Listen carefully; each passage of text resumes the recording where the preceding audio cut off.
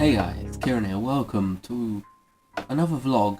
After the success of the previous one, like 300 views in like 4 days, that's pretty damn cool for my channel anyway. So I thought, yeah, I'll do it again. And this week we got a rather video game heavy one. I apologise if I'm looking over there, that's the screen. But I'm going to shut up and get on with it because we've got a lot to cover. And yeah, I've got over the cold and stuff this week, so it should be a lot better. Hopefully the focus is a lot better. I look half blue. Oh well. Oh, my phone is telling me I've got no battery. Well, 14%. If you're alright, let's get on with it. Firstly, an interesting one.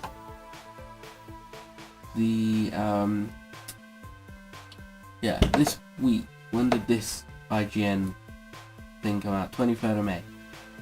So on the 23rd of May, Counter-Strike creator and former Valve employee Min Guzman Lee has let slip that both Half-Life 3 and Left 4 Dead 3 are in development.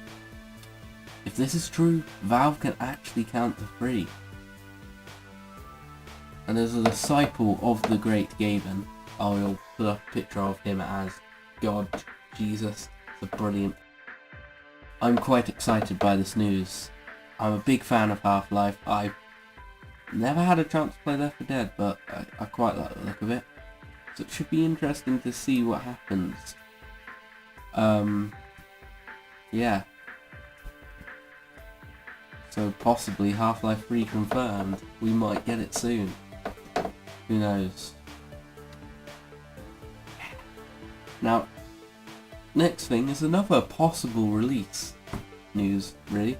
Take-Two Interactive, who released the GTA games, have trademarked the term City Stories. Remember Vice City Stories and Liberty City Stories? Could this be DLC, maybe, for Liberty City? I don't know. No, could this be GTA 5 DLC? Could there be Los Santos City Stories? It's not really a city, is it though? I don't know. That'd be interesting. Now, I quite like Vice City Stories, so maybe if it's gonna be like that, it will probably be pretty damn good.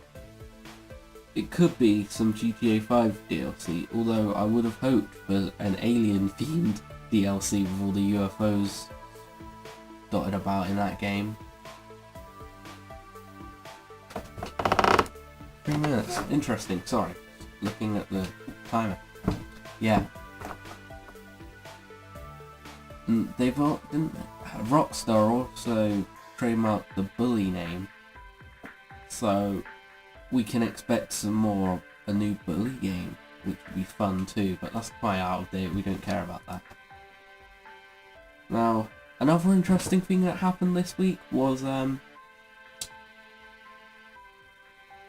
the announcement that Microsoft are at least planning to release a Xbox One without the Kinect, which I think they should have done at the beginning. A cheaper Kinect, like a base model almost. What? No, a cheaper XBONE. Like a base model would have been good. Yeah, it would have lacked features, but you could have played games on it. It'd be alright, I think. And according to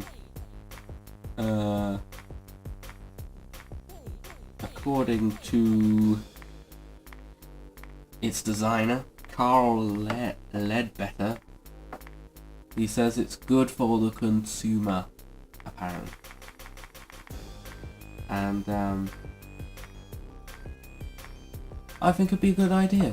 A bit more choice, because I personally wouldn't buy an Xbox One with Kinect, and it's already way too much money. So if there was a lower priced base model, let's say, maybe with a basic, with like one of the lower known third party titles, that might be a good deal for like entry people. Apparently that makes sense.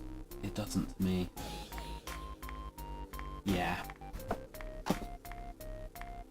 But as I've said, it's a thing that should have happened like on day one. It's also interesting, I read another article that said apparently they had a prototype with the Kinect built into the console, which again would have been another decent idea, because who wants Kinect sitting somewhere messing up their table? I wouldn't. Yeah. So that's that one. Wow. I'm really blasting through these, I haven't got much to say. Now, last thing is a funny one, and sort of actually based on my pure opinions as well. Now, Epic Games, the company who released like Gears of War and Unreal Tournament, have released a Flappy Bird clone. Now, apparently a single Epic Game employee, Epic Games artist who the studio says has no traditional programming skills, made this game in the Unreal 4 engine. And it was released to iOS and Android a couple of days ago. I believe it was on May 21st, I think. I can't remember though. Damn it. Now, I downloaded it yesterday on the 24th. 25th day of recording. Day of upload for this is 26th, but we don't care about that. Yeah.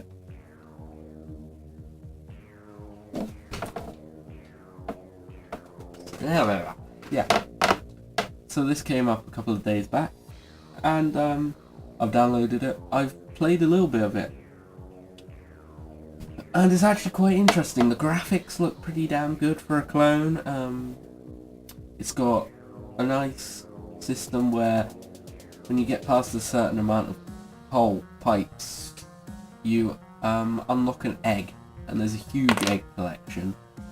Then there's also achievements. It uses Google Play games achievements, which is quite interesting. Yeah.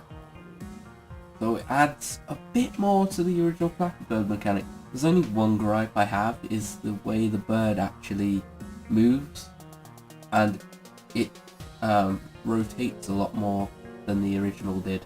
So you have to sort of, as opposed to in the original, you could just tap through the gates. This you have to like tap at the right time and let it go through in its own way.